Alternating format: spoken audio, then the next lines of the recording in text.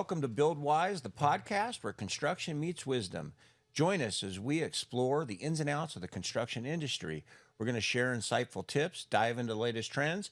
Whether you're a seasoned pro or just starting your journey in construction, Build Wise is your go-to source for valuable insights. Let's build a smarter, wiser future together. Like and subscribe now, and stay tuned for a foundation of knowledge in every episode. So, today, I see you changed your shirt today. I did. I change my shirt every day. Are you sure about that? Just kidding. We're going to be talking about regulations. Okay.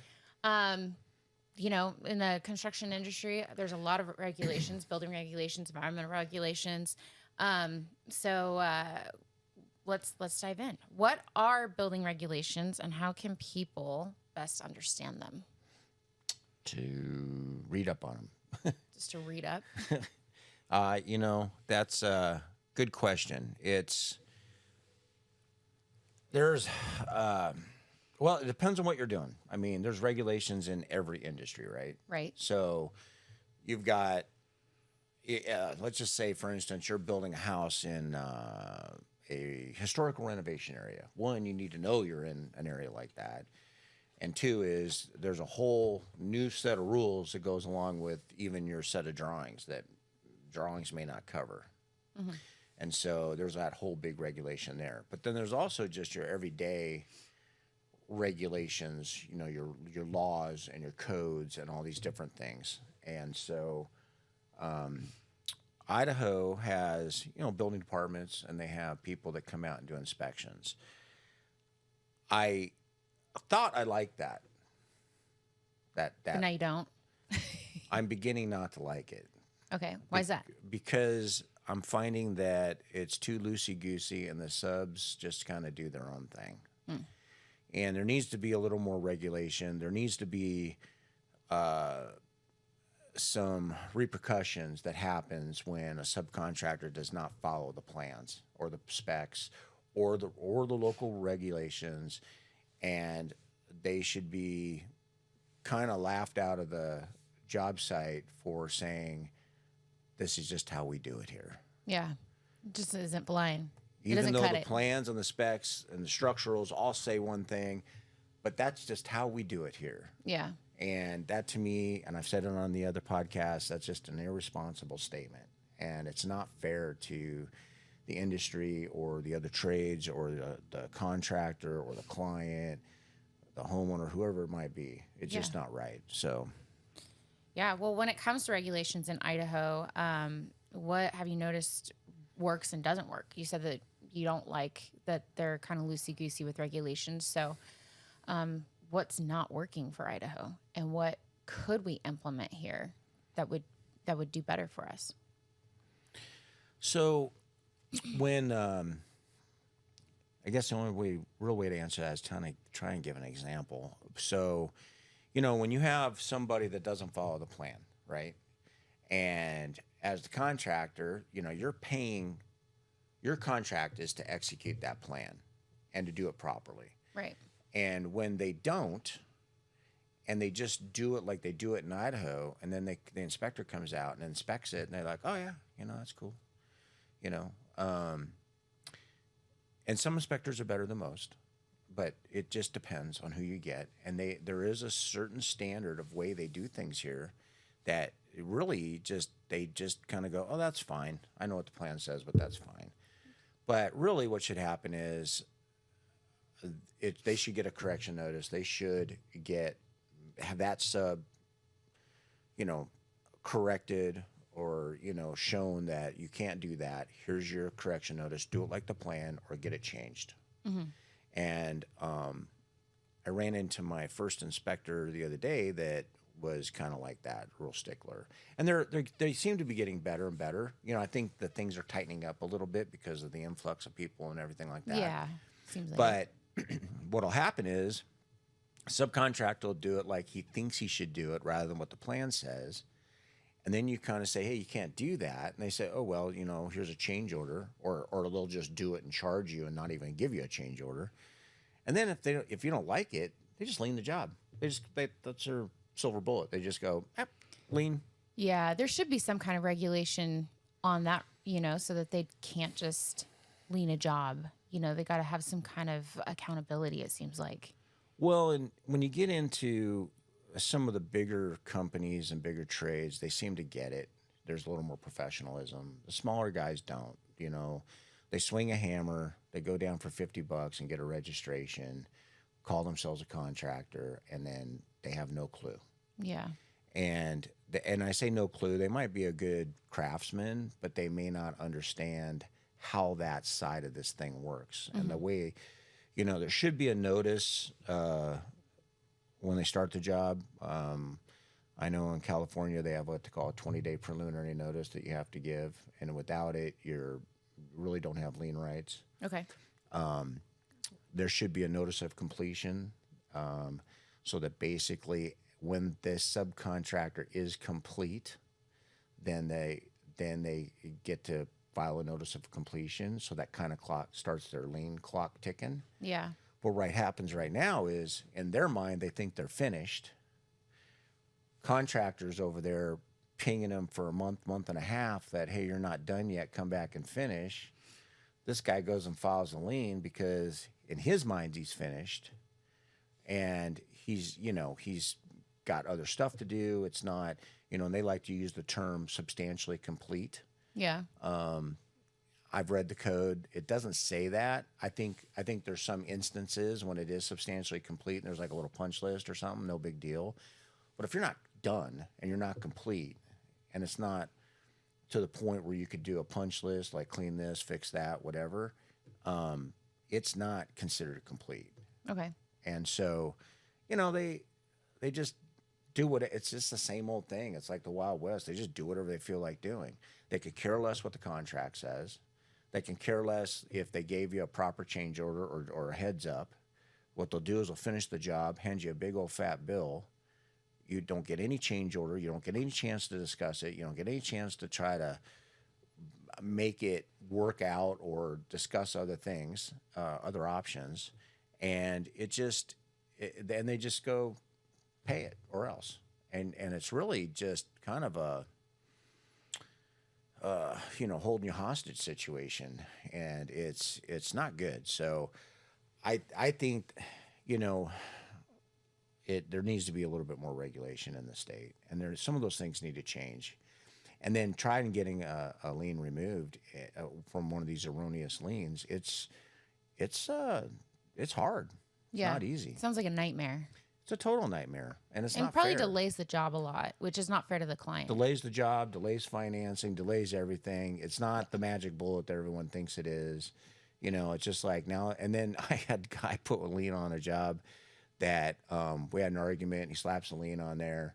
We paid him, and now he can't figure out how to get the lien off. Yeah, and so now it's like, you need to get the lien off. Yeah. And he's going, I'm trying. And he just can't figure it out. Yeah. So it's not an easy process where you can take a piece of paper down and go, hey, here you go. Yeah, and then just remove it after. So that's frustrating.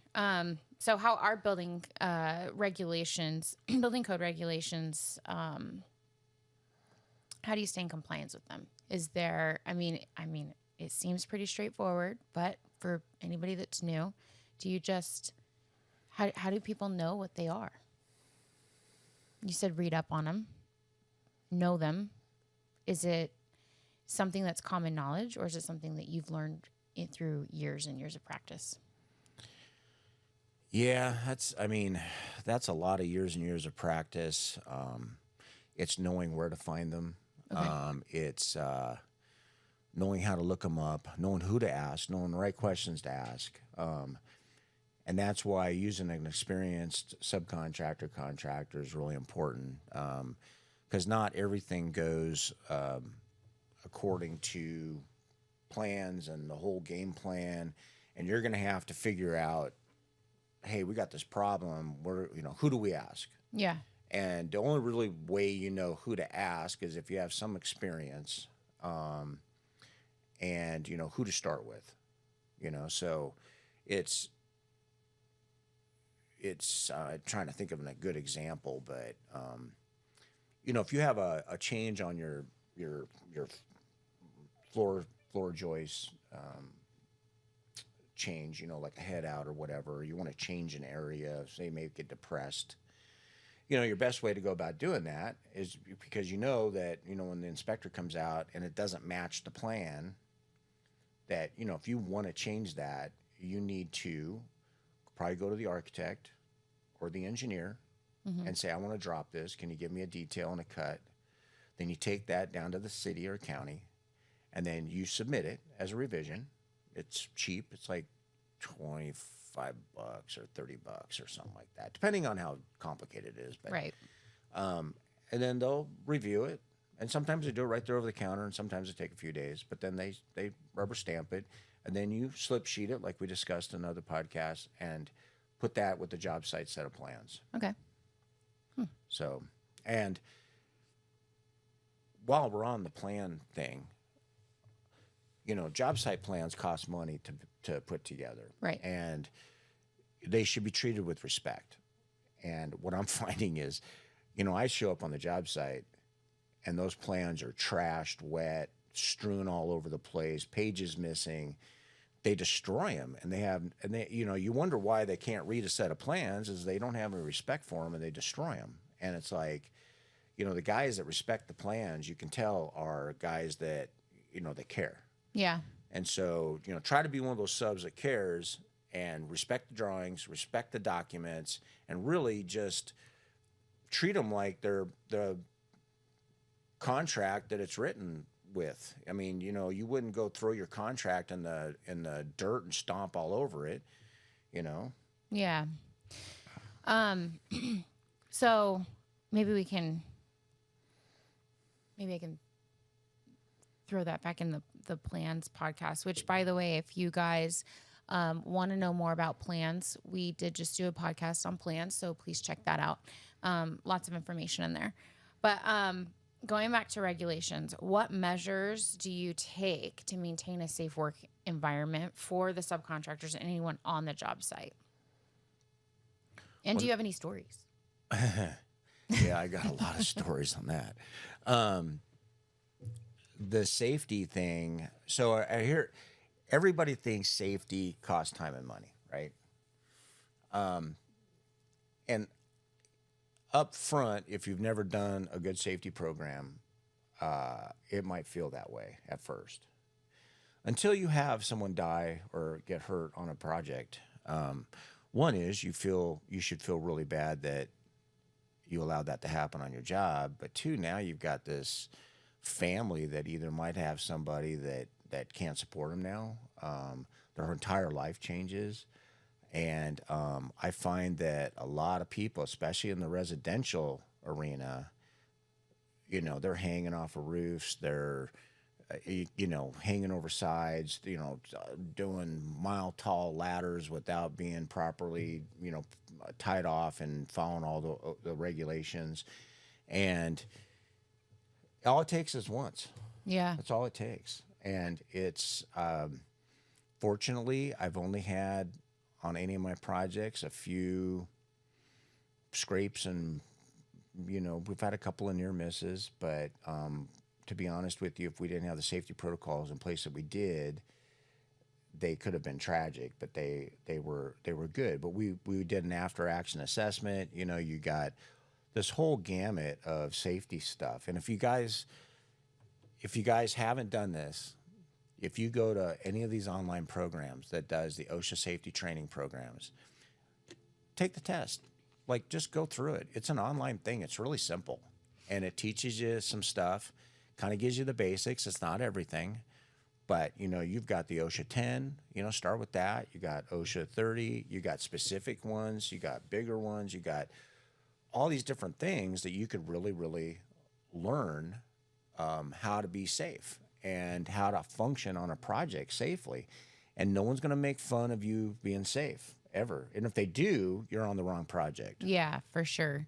Safety is so important, especially in construction. I think, what was it? I think you came home one time when I was a kid and you had sliced your finger. I think that was like the biggest, job injury that you have had, or have you had something worse personally? I've seen other worse things, and heard of other worse things, but yeah, I cut my finger, and that was a safety issue. We were dog tired. We'd been working, all day, all night, and probably should have went and got proper rest. Mm-hmm. And I was trying to hurry, and I was cutting something, and I went right across my Ugh. finger. Didn't you stitch it up yourself? No, What was it? Oh, there's No. something to that. no, I was in a grocery store, and we were doing a kiosk, and I yelled to my brother. I says, "Hey, I need a bag." So he yells over to the lady and goes, "Hey, we need a bag." And she goes, "Paper or plastic?" Oh, jeez. I said, "Plastic." Oh my gosh. So then we wrapped it with plastic and wrapped it with duct tape. Then he took me to the hospital and she stitched me up. That's funny. Paper or plastic? Paper, please. Oh my goodness. Have you ever? Well, one of the things that I would like to talk about eventually and really get into is the accident that happened at the Boise airport, and that'll be another separate podcast. But that had a lot to do with the regulations, right? Or did that have to do with something else? Yeah, that's going to take a lot of investigating on our part before we talk about anything. Oh, for like sure. that. And there's a lot of things that go into that. Yeah, we gotta do some homework on it, and I don't even think they've done all their homework on it. Well, probably and then, not. Yeah, and so, and whenever there's something like that happens, it's easy to just bag on whoever, but sometimes it's the obvious that gets you. You don't think about it until afterwards. Yeah. And it was staring you in the face the whole time. And so, when these things happen, it's really good, especially if you're a good safety type company, to have your safety manager or whoever dissect it, find out what they did right and what they did wrong, Right. and how you would mitigate that in the future, because that just makes you better and better. And then you'll know that, you'll never do that again. And Right. some of our best safety stuff has come out of bad accidents. So, Yeah. Well, yeah. I mean, we learn from failures and mistakes. So that makes sense. Now, you've worked in several states, if not every state. Have you worked in every state or just many? I've worked in just about every state in the United States except 3 or 4. Okay. And then I've worked in China. Yeah. So what are the differences in regulations internationally versus domestically? Is that a whole other podcast? China just don't get shot. Just don't get shot. When we did the one in China, they had these Do they have guards? they had young kid guards with Oh, guns. that's creepy. And they had uniforms that, were baggy on them. And I didn't know that. and you're like, I'm trusting this kid with a gun in my life. Oh my gosh. Yeah. But yeah, it's different. You got to really, and yeah, and we had a kind of a guide and interpreter to help us a little bit, because we don't know the rules and regs, Yeah. And stuff. So that was different. Fortunately, we weren't there that long. We were there like 10 days. But Were you given kind of a rundown on what the regulations were, or did you have to just do that research yourself? How was that presented to you? yeah, she just said, don't piss them off. Okay. Okay. You're like, how do we know if we're pissing them off or not? Well, if you get shot by one of the child guards, then you'll know. Yeah, they were young. I don't know how young they were, but probably just barely aged to do whatever. Gosh. But yeah, it was crazy. Okay. So are there any states that have, obviously there are states that have stricter regulations. Who has the strictest regulations and who is more relaxed? They're all a little different. So, California, Oregon, New York, extremely strict. It's been a while since I worked some of the other ones, but they all follow each other a little bit. Some of your mid states, in the smaller the town, the Yeah. more of a drawing on a napkin kind of gets it done versus, real stuff, right? Yeah. But yeah, it all varies a little bit. And it's kind of interesting to go down to the building department, talk to people, and kind of get to know some people, and then you kind of start getting a feel for it, and then know what you can do and what you can't do. Definitely things were different here than it was in California. Some of the regulations I used to gripe about in California, I came here thinking, oh yeah, this is great. I don't have to deal with all this and this and this, and I can get permits in 3 to 6 weeks, and which that's kind of cool. Yeah. But what you got to be careful of is that's good for contractors that try to do the right thing and follow the construction process. Right. It's not good for people that just do it their own way. And that's what we got to get away from. We got to follow the construction protocols. And if you're a subcontractor working with a contractor and they're loosey goosey, don't be the better subcontractor. Don't be loosey goosey. Yeah.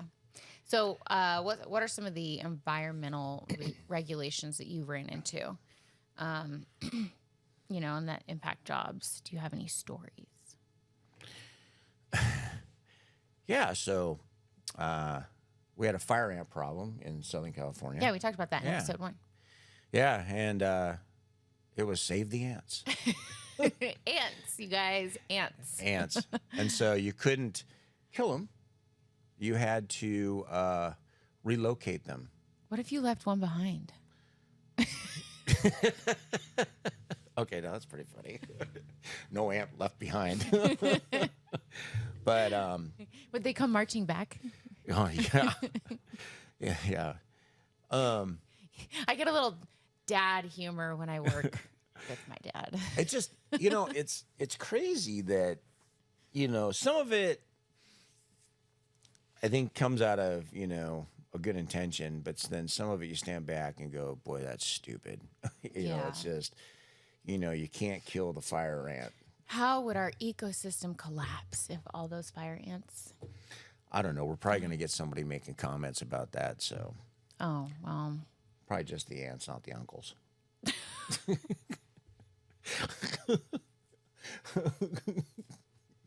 But anyways, Ridiculous. but yeah, Not the fire we marshal? had a fire ant problem. We had to pay, I can't remember what it was, $1,200 to relocate them, and That's insane. they actually had a fire ant patrol. I mean, Did they have a fire marshal? you can't make this stuff up. Did they have a fire All marshal? I can picture is some guy with some really big binoculars going, "There's a fire ant right there. Stop the car. Stop the car. Pull over." Save the ants.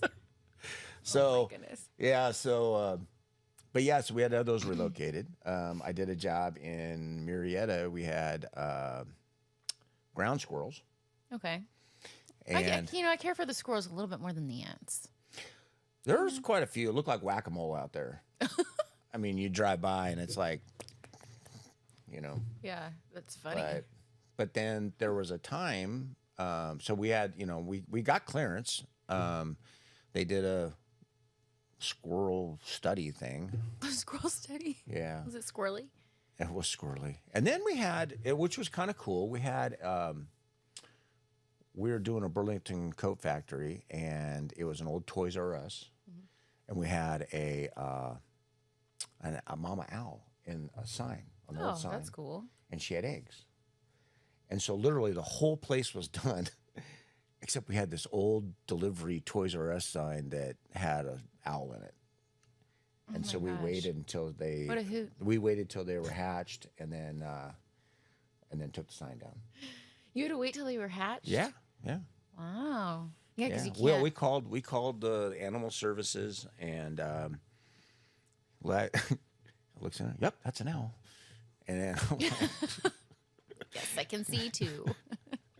and so So we waited, and they didn't know, they really didn't have, you know. I wanted them to take the owl out and relocate it, but then, you know, and I've heard it, if you touch the owl or whatever, it or the eggs, it won't take care of them or something. So we just didn't want to chance it, and we just left it for the very last. So did you have to wait until the mama owl taught the baby owls to fly and then leave on their own? Then you remove the nest, or once they were born, you were able to remove it? I don't know. I didn't talk to her. Who? Sorry. That's a good one.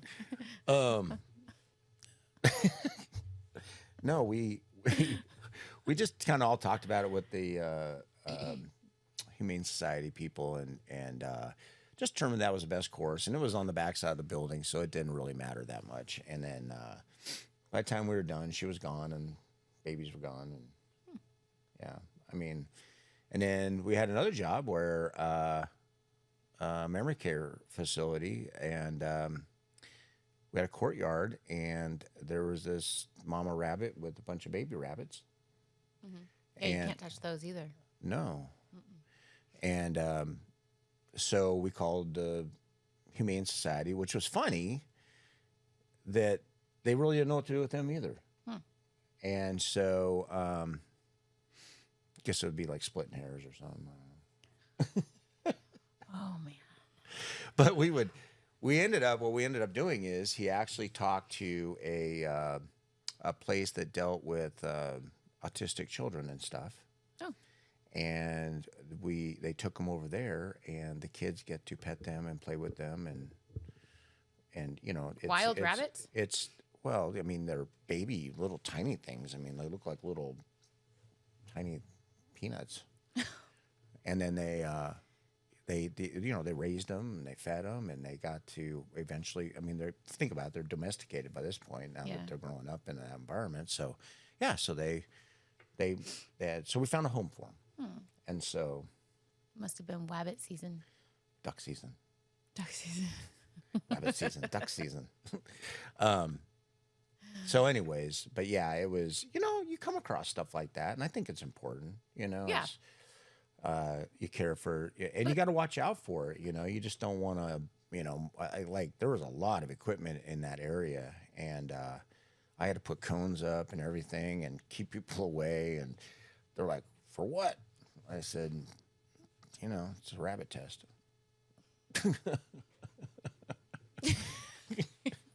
Yeah, it is important though. Obviously, we want to preserve, you know, our you know, animals and things like that. But like you said, there are some times where it's excessive. Like Yeah, with fire ants and whatnot. I think we're coming close to our time. But yeah, there's a lot of, you know, on all these things, plans, regulations, you can dive deep, deep, deep, deep. And there's regulations, and there's rules, and there's things on just about everything. You're not going to know them all. But what you can do is you can do your homework and find out as much as you can. And usually what you'll find is you'll dig into one, which will lead you to another, to another, to another. And then, you know, I enlist the help of, you know, my local building department, you know, when I'm out there and I'm like, hey, man, I've got this thing and I'm not quite sure what you would want me to do with it. How do you want me to handle it? Yeah, when in doubt, check with your proper authorities, right? Right. So, and then, you know, it's like a lot of people have that thing of, oh man, don't talk to your inspector, you know, just, you know, see if he notices, you know, and really that's not the right approach. You know, your best bet is to treat them like part of the team, because honestly, they're liable too for, you know, they're not trying to be jurisdictional jerks. They're really trying hard to make sure that when you're done, that it's done per the plans, it's done properly, it's done per code. Yeah. You know, they get trained up on codes all the time, so they can enlighten you to like, yeah, that's changing. You know, I know it's on the plans this way, but you might want to upgrade it. And I found that most of them are very helpful, and they want you to succeed. They really want to help you. Yeah. So Yeah. Well, when they, they help you, you help them. I mean, it's how we get everything done. So, well, thank you for chatting with us today about regulations and giving us some funny stories, good stories. Some of them are kind of funny. Yeah, a hoot. So This could go on forever. Anyways, know. we're running out of time. Thank you guys for watching. And if there's anything else you want to hear about regulations or anything specific, we'll try and reach out to whoever we can that might have a good answer and try to post it or publish it. Like and subscribe if you haven't already. And we'll catch you on the next one. Thank Bye, you. guys.